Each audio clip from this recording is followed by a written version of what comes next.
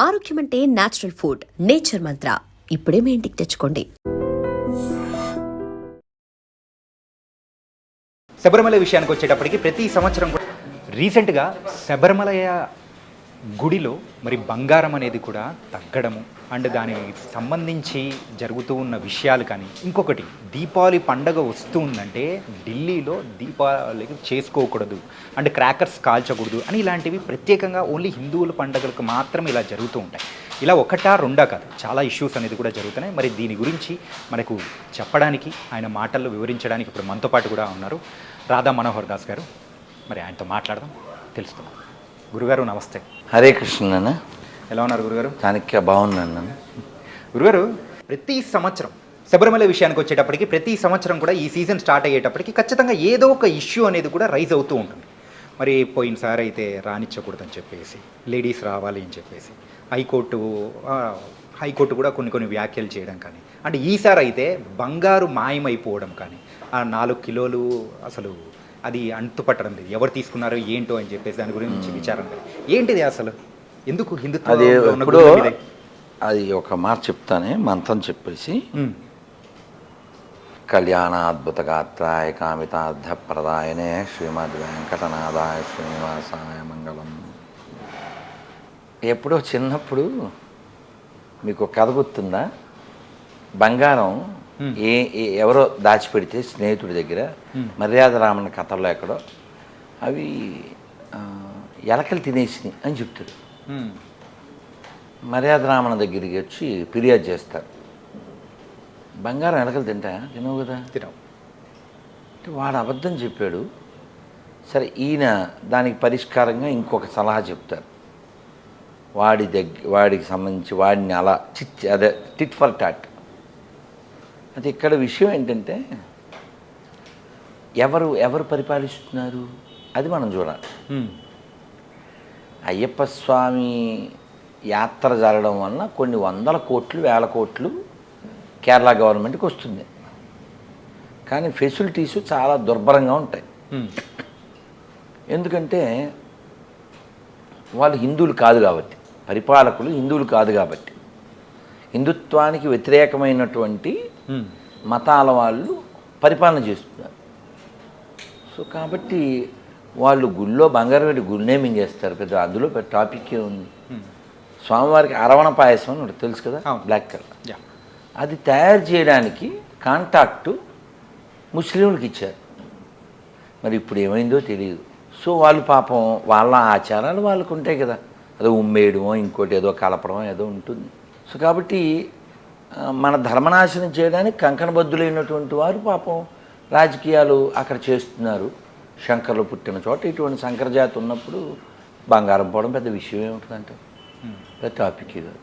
కానీ ప్రతి సంవత్సరం అనేది కూడా ఏదో ఒక ఇష్యూ ఇదే టైంలోనే రైజ్ అవ్వడం అనేది దాని వెనకలు ఉన్న, అంటే దాన్ని ఎలా చూడొచ్చు అంటారు? అంటే నాన్న, ఇప్పుడు ఈ దేశాన్ని ఆక్రమించాలంటే హిందుత్వం వీక్ కావాలి. హిందుత్వం వీక్ కావాలంటే ఇలాంటి పొరంబోకు పని ఏదో ఒకటి చేయాలి వాళ్ళు. అట్లా ఇప్పుడు అయ్యప్ప స్వామి మీద ఉండేటువంటి ఆ భక్తి అది పాడైపోవాలి అంటే ఇలాంటి ఇష్యూలు. అప్పుడు చూశారు కదా, ఇప్పుడు ఆ గుళ్ళోకి ఎవరు రాకూడదు? ఈ స్త్రీలకి కొన్ని రోజులు 4-5 రోజులు నిషేధ కాలం ఉంటుంది. అలాంటి వాళ్ళు మాత్రమే రాకూడదు. ఆడపిల్లలు 10 ఏళ్ళలోపు పిల్లలు రావచ్చు, 50 దాటిన వాళ్ళు రావచ్చు.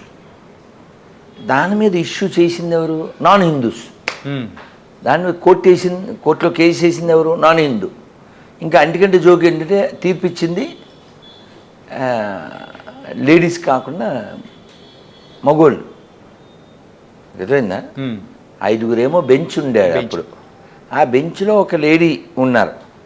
ఆవిడ, సార్ ఇలా చేయకూడదండి అని చెబితే, నీకేం తెలదు, స్త్రీల విషయం స్త్రీలకు తెలదు, ఈ స్త్రీగాళ్ళకి తెలుసు. అది అలాంటి వాళ్ళందరూ తీర్పులు ఇచ్చే ప్లేస్లో ఉండడం, సమాజాన్ని అల్లకల్లోలం చేయడం. ఇప్పుడు మనకి ఎన్ని తెలుసా నీకు?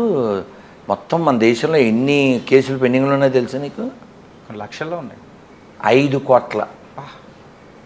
కానీ ఈ ఓయో బ్యాచ్ గల్లీలు అంటే ఎలా ఈ దేశాన్ని ఈ దేశపు అస్తిత్వాన్ని నాశనం చేయడంలో ఏదో పోనీ కమ్యూనిస్టులు అలా ప్రయత్నించారంటే ఒక అందం వాళ్ళ భావజాలం ప్రకారం.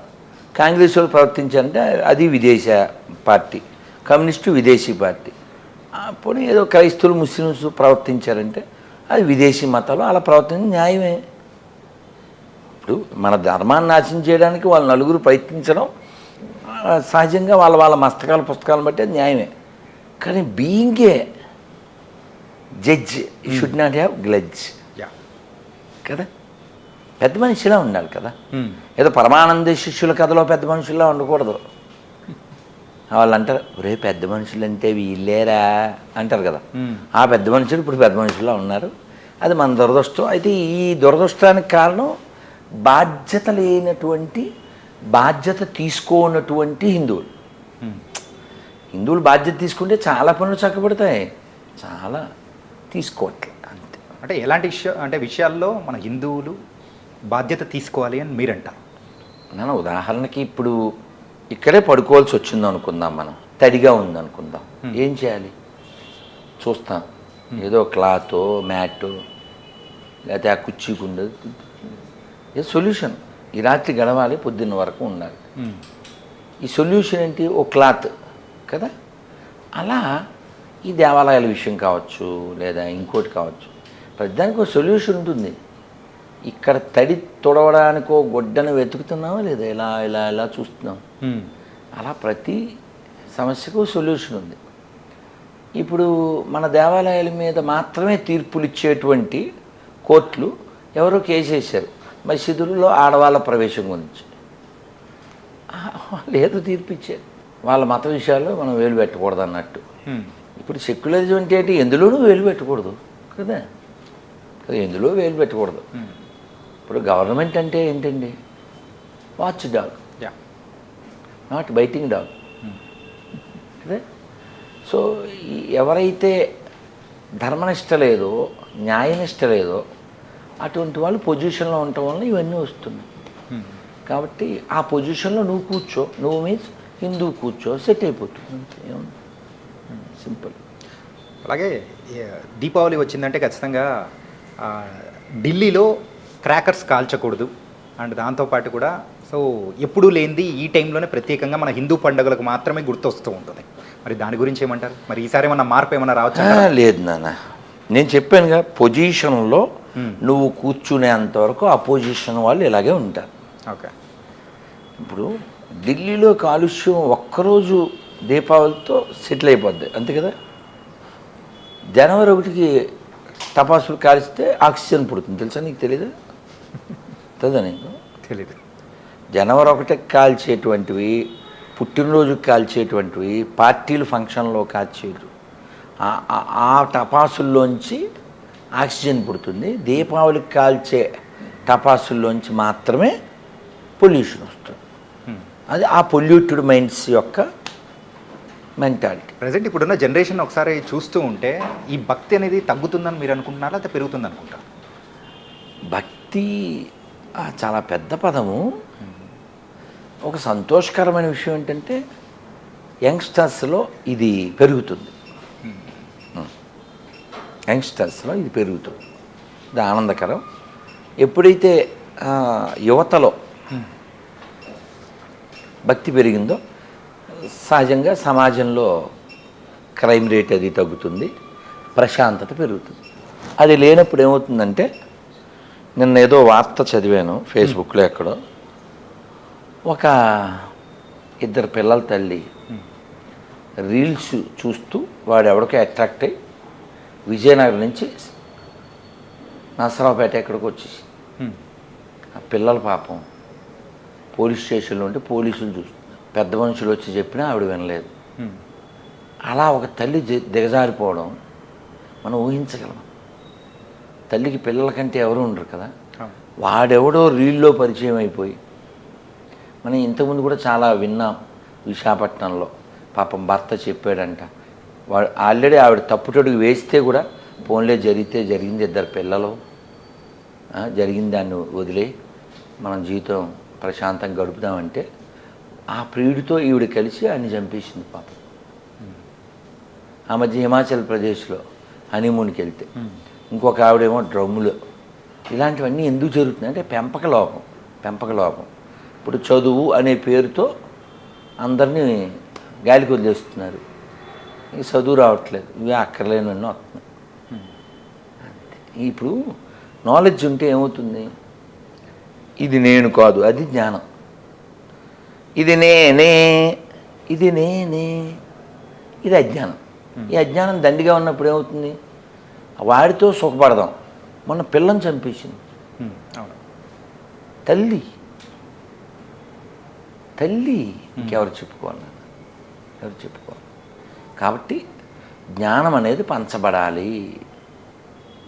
ఆ జ్ఞానం భౌతికతలో ఉంది. మాతృదేవో భవ, పితృదేవో భవ, అతిథిదేవో భవ, ఆచార్యదేవో భవ.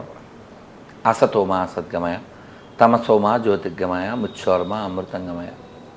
ఇటువంటి జ్ఞానం పంచబడాలి. ఈ దేశం ఎంత గొప్పదో చెప్పబడాలి. ఇవేం లేకపోతే ఈ ఆడపిల్లలు ఎలా తయారంటే వాళ్ళు తయారవుతారు, మగపిల్లలు అలాగే తయారవుతారు. హాయ్ బ్రో అని కళ్ళు ఎగరేస్తారు. ఎక్కడో జీవితం ముగిసిపోతుంది. ఎంత వాల్యుబుల్ బాడీ ఇది, మళ్ళీ వస్తుందా? ఎందుకు ఇచ్చారు, ఎవరిచ్చారు? ఈ బాడీ అసలు ఏ పర్పస్తో వచ్చింది? ఏ స్పృహ లేకుండా, సోయి అంటారు కదా, ఆ సోయి లేకుండా సోది చెప్పుకుంటూ రాత్రి 1 గంటకి 2కి 3కి కొండ బిర్యానీ తింటూ ఎక్కడో అలా నాశనం అయిపోతున్నారు. అలా కాకూడదంటే జ్ఞానం ఉండాలి. ముందు అమ్మా నాన్నకి జ్ఞానం ఉండాలి, అప్పుడు పిల్లలకు వస్తుంది. ఓకే. కాబట్టి అన్నిటికీ సొల్యూషన్ నాలెడ్జ్. ఆ జ్ఞానం పంచబడాలి. ఆ జ్ఞానం భగవద్గీతలో ఉంది, భాగవతంలో ఉంది, రామాయణంలో ఉంది. రాముడు చూడండి, ఆ చైర్లో కూర్చోవడానికి అనౌన్స్మెంట్ అయింది, రాత్రికి మొత్తం తిరగబడిపోయింది.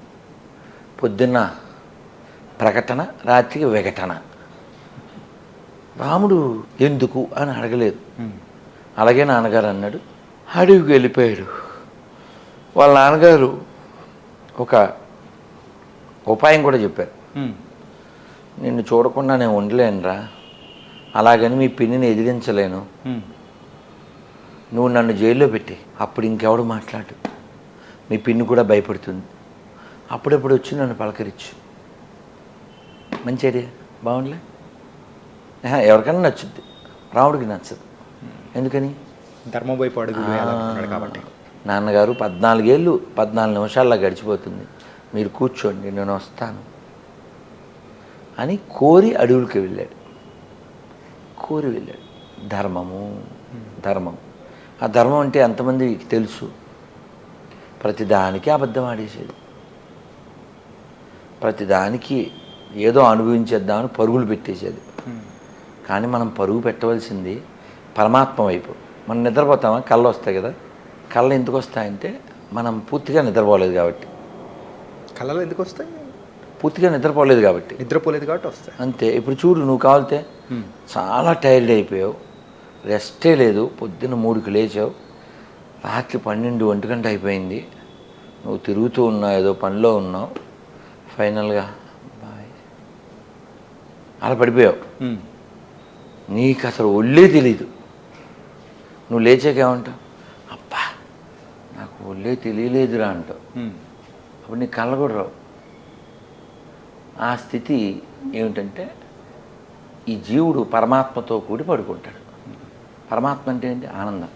అందుకే నిద్ర లేచాక చూడు మనం భలే రిలాక్స్గా ఉంటాం కదా. అంటే పరమాత్మతో కూడి ఉంటే మనం రిలాక్స్గా ఉంటాం. పరమాత్మతో ఎప్పుడూ కూడి ఉండొచ్చు, నిద్రతోనే కాదు, జపం చేస్తూ, చదువుతూ, వింటూ, చర్చిస్తూ. భాగవతోత్వం అంతా అలాగే ఉండేవారు కదా. అంతే కదా. అంటే ఈ మధ్యకాలంలో మీరు అంటే పంచే జ్ఞానం కానీ అన్నీ చూస్తూ ఉంటే ఇప్పుడున్న జనరేషన్ వాళ్ళకు దానికి తగ్గట్టు మీరు కూడా మారి చెప్తున్నారనిపిస్తుంది. దానివల్ల ఎప్పుడైనా మీ ప్రశ్నకు సమాధానం, అమ్మ పసిబిడ్డలకి సెర్లాక్ అంటారు కదా, అది కలిపి అందులో పాలేదో కలిపి ఆ స్పూన్తో అలా కొంచెం కొంచెం పెడుతుంది. అవునా? ఎందుకు? వాళ్ళకి అన్నం అది పెట్టకూడదు, అరగదు కదా. వీళ్ళంతా పసిపిల్లలు లాంటి వాళ్ళు.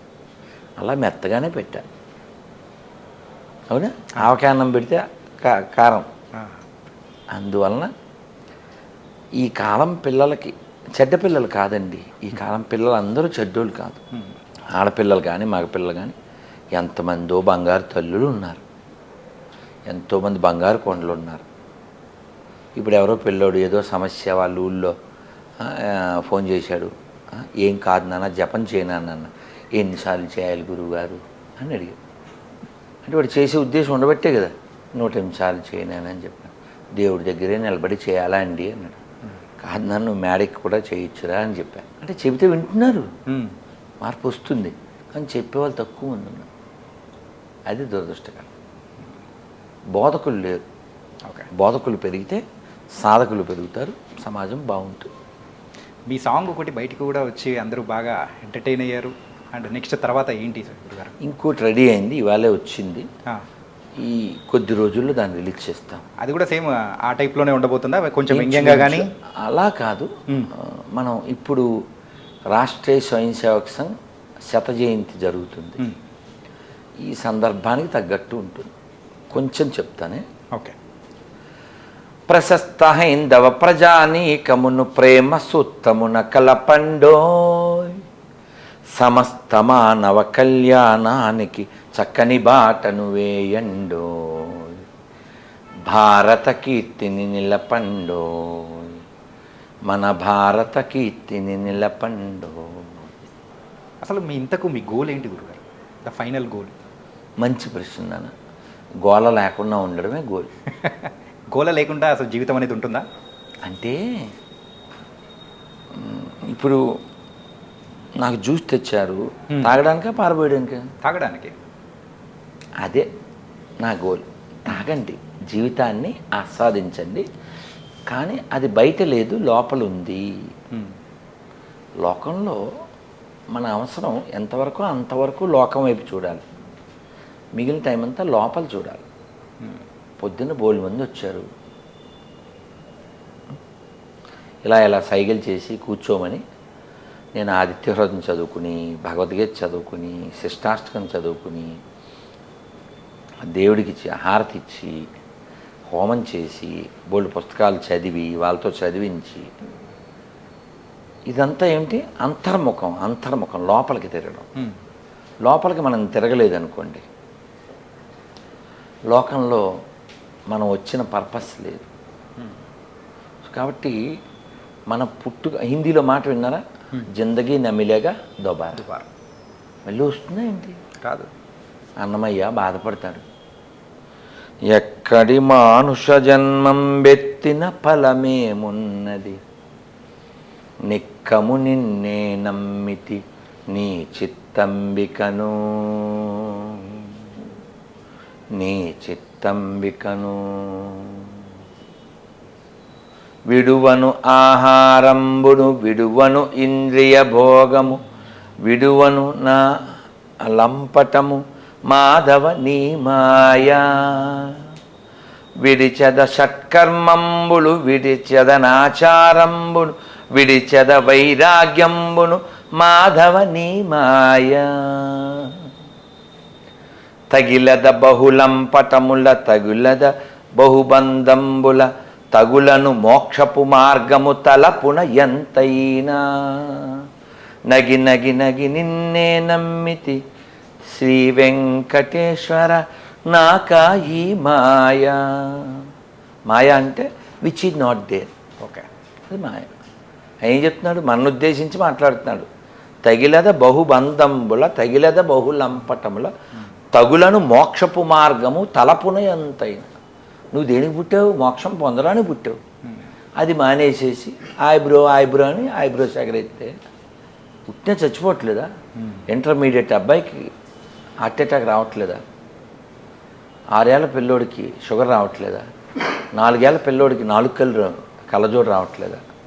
కాబట్టి మనం సీరియళ్ళు చూస్తున్నాం కానీ సీరియస్గా తయారవట్లేదు.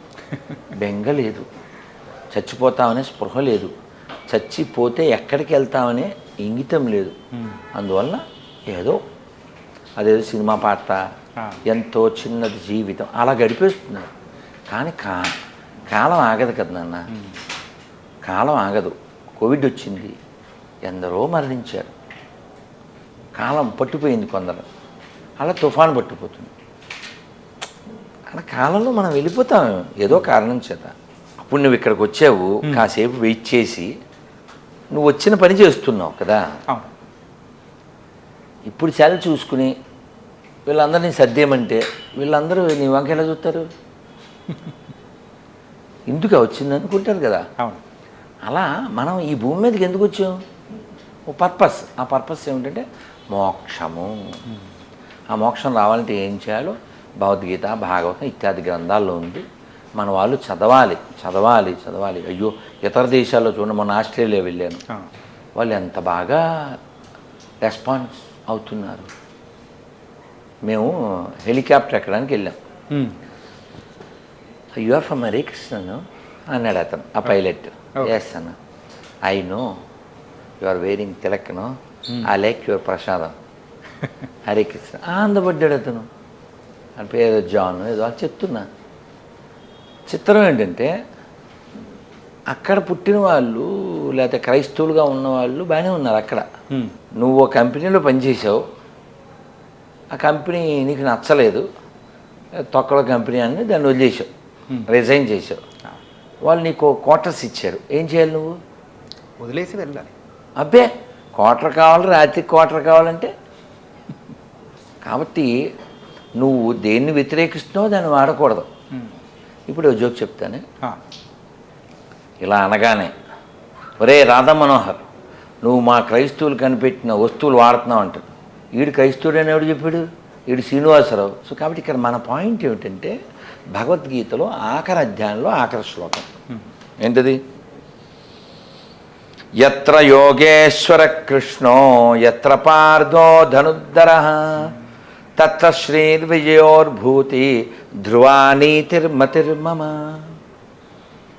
సంజయుడు చెప్తున్నాడు, ఎక్కడైతే సకల యోగీశ్వరుడైన కృష్ణ భగవానుడు ఉంటాడో, ఎక్కడైతే ధనుర్ధారి అయినటువంటి అర్జునుడు ఉంటాడో, అక్కడ తప్పక సంపద, విజయము, నీతి వర్ధిల్లును అంటాడు. ఏముండాలి? మొరాలిటీ. మొరాలిటీ లేనప్పుడు ఏ మతం అయితే ఏమిటండి, మాకు అక్కర్లేదు కదా. సో కాబట్టి మొరాలిటీ లేనటువంటి మతాలే మన దేశాన్ని మొరాకోలా తయారు చేస్తాయి, ఎప్పుడు మొరుగుతూ ఉంటాయి.